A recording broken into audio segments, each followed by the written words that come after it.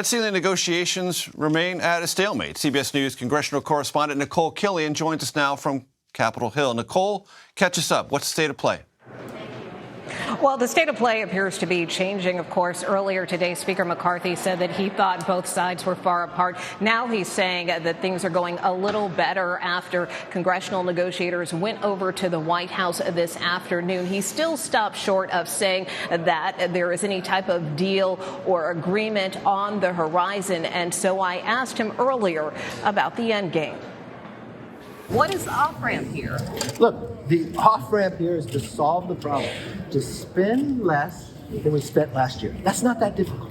They still want to spend more. You cannot do that. No household will do that. Look, I explained this before. What specifically in their plan is unreasonable? Well, they don't have a plan.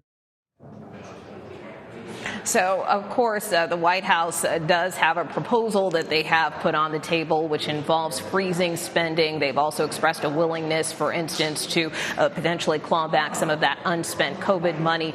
They've also said that they're willing to consider budget caps, and the Speaker acknowledged that that is one of the areas that they're debating. Of course, the Speaker pushing for a 10-year budget cap. The White House wants something significantly less. So still many differences that remain, but at least some optimism from the Speaker late today that things are starting to progress. And Nikole, you talked to some people who are involved in the Problem Solvers Caucus. That is a famously bipartisan caucus. What did they tell you about what they're hearing and what they might vote for?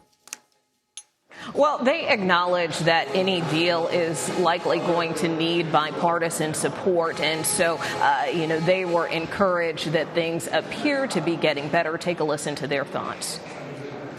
We always knew this was going to be tough. These are tough negotiations. They're dealing with some very, very sensitive issues. So nobody expected them to walk in there and have an agreement the first night. I think we're playing with fire right now because we're getting very close to that date.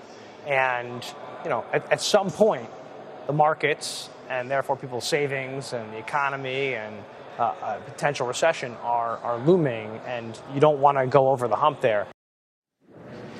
So again, that's Congressman Gottheimer and Fitzpatrick, both co-chairs of the Problem Solvers Caucus. And what they told me is that they have been kicking around some ideas internally, that they have been having discussions with the negotiators, those who are negotiating for Speaker McCarthy, to say, hey, here's what some members could support. They wouldn't go into detail about what those ideas are, but they did suggest that they, too, are engaged in this process. Of course, we know that the Speaker's chief negotiators are Congressman Graves, Congressman McHenry. Those have been the primary negotiators on the front lines. But again, there has been this line of communication with these bipartisan members to see what could ultimately potentially garner some bipartisan support.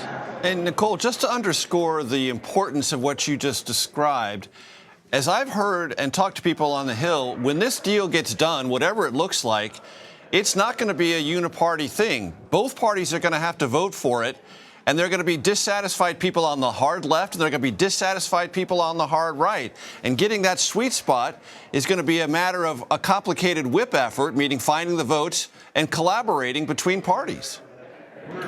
Well, exactly. And that's what both of these co-chairs referenced. Congressman Gottheimer acknowledged that any deal is going to need significant support from Democrats. He wouldn't give it an exact number and kind of pointed to Republicans who, as you mentioned, obviously will have to kind of whip these votes together. But it is a very tenuous situation. And then, of course, as you know, the House is due to recess potentially as soon as tomorrow, although members are being told to stay close. So this is a very fluid situation.